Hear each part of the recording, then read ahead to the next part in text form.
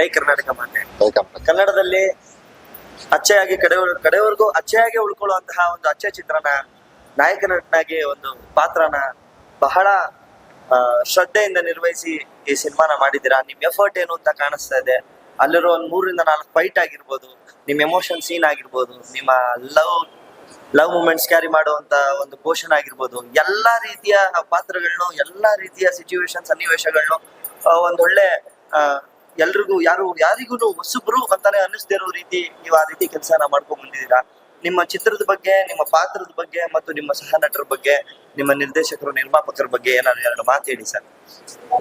ಮೊದಲನೇದಾಗಿ ನಾನು ಏನೇ ಥ್ಯಾಂಕ್ಸ್ ಹೇಳೋದಾದ್ರು ಇಲ್ಲ ಕೃತಜ್ಞತೆ ಹೇಳೋದಾದ್ರು ನಮ್ಮ ಅನ್ನದಾತರು ಹಾಗೆ ನಿರ್ದೇಶಕರು. ನಮ್ಮ ಅನ್ನದಾತರು ಬಂದು ಮಧುಸೂದನಣ್ಣ ಮತ್ತೆ ಅಣ್ಣಪ್ಪ ಅವರು. ಆಮೇಲೆ ನಮ್ಮ ನಿರ್ದೇಶಕರು ಬಂದು ಯಶೋಧರ್ ಅಂತ.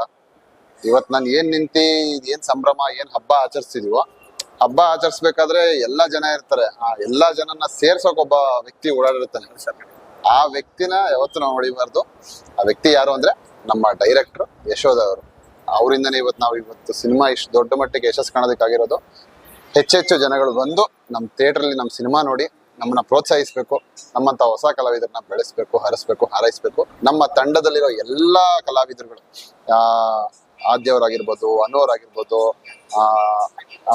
ಮನೋರ್ ಆಗಿರ್ಬೋದು, ನಮ್ಮ ದೋಸ್ತವರು, ಅವ್ರ ಪಾತ್ರನ ತುಂಬಾ ಜನ ನನಗ್ ಬಂದು ಹೇಳಿದ್ದಾರೆ, ಅವ್ರಂತೂ ಸಖತ್ ಆಕ್ಟ್ರು, ಅವ್ರನ್ನ ನೀವು ಬಿಡಬೇಡಿ ಅನ್ನೋ ಮಟ್ಟಿಗೆ ಹೇಳ್ತಿದ್ದಾರೆ. ಕಾಂಬಿನೇಷನ್ ಆಗ್ಲಿ, ಒಳ್ಳೇದಾಗ್ಲಿ, ಅವ್ರಿಗೂ ಎಲ್ಲರಿಗೂ ಒಳ್ಳೇದಾಗ್ಲಿ. ನಮ್ಮೆಲ್ಲಾ ತಂಡಕ್ಕೆ, ಅಚ್ಚಚಿತ್ರ ತಂಡಕ್ಕೆ ನೀವೆಲ್ಲ ಬಂದು ಆಶೀರ್ವದಿಸಿ ಸಿನಿಮಾನ ನೋಡಿದ್ರೆ ನಮ್ಮ ಚಿತ್ರ 100th ದಿನೋತ್ಸವ ಆಚರಿಸುತ್ತೆ.